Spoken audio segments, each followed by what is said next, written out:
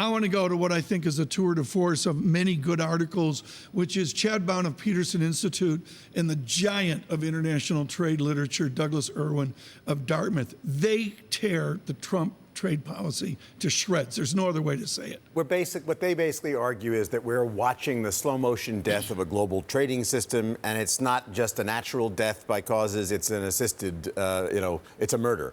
And basically what we're watching is this play out in which a system unravels. All the previous administrations have tried to get deals that actually worked well for everybody, but well for us as well. And right now, this administration seems concerned to get a short-term boost in individual deals, but doesn't really care about the long-term systemic effects. And so everybody is fighting with everybody.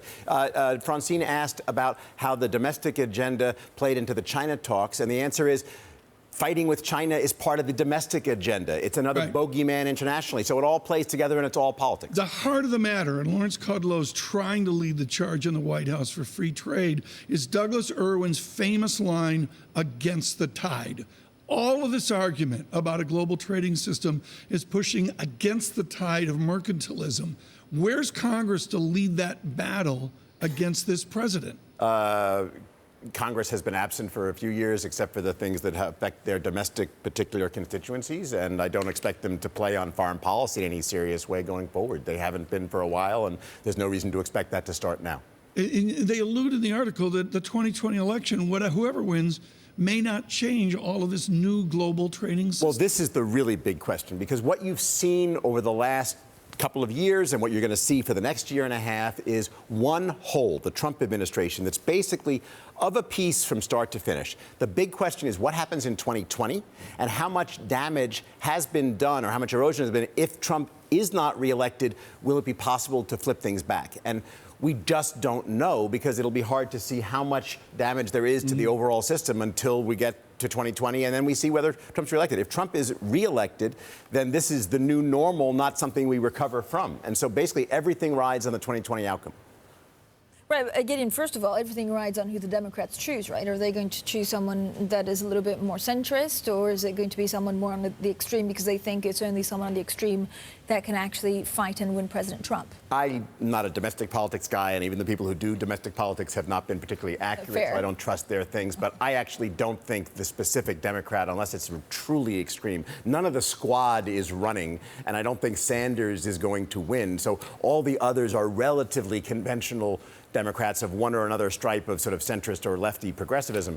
I don't think any of those are dramatically different. So I think it's going to be a referendum on Trump rather than the Democrat, but that's not my area of expertise. Yeah, but Gideon, and then I want to get at Brian, but Gideon, how much do we understand about whoever, becomes the Democratic candidate will actually differ from President Trump's agenda, or is it just in how to deal with that agenda, right? You can have the same agenda in going after China, but be more elegant about it, but the end game is the same. So that's a great question, Francine. I think the phrasing matters a lot. I wouldn't say they would share the same agenda. I'll say the Democrats, or whoever the next president is, whether it's Trump or a successor, will have to deal with the same challenges. Rise of China is a challenge. It's not necessarily an agenda. It's not automatic that you have to suppress China. You have to deal with China's rise in a way that manages to harmonize Chinese and American interests if possible. So it's the challenge. Same thing with North Korean missiles or any of a variety, or the trade tensions. There are challenges that have to be dealt with. But the Trump modus operandi is to take a normal problem, hype it up into a fake crisis, dissolve the crisis by brute force and say, oh, it's now over, and move on to the next thing, leaving the actual crisis there.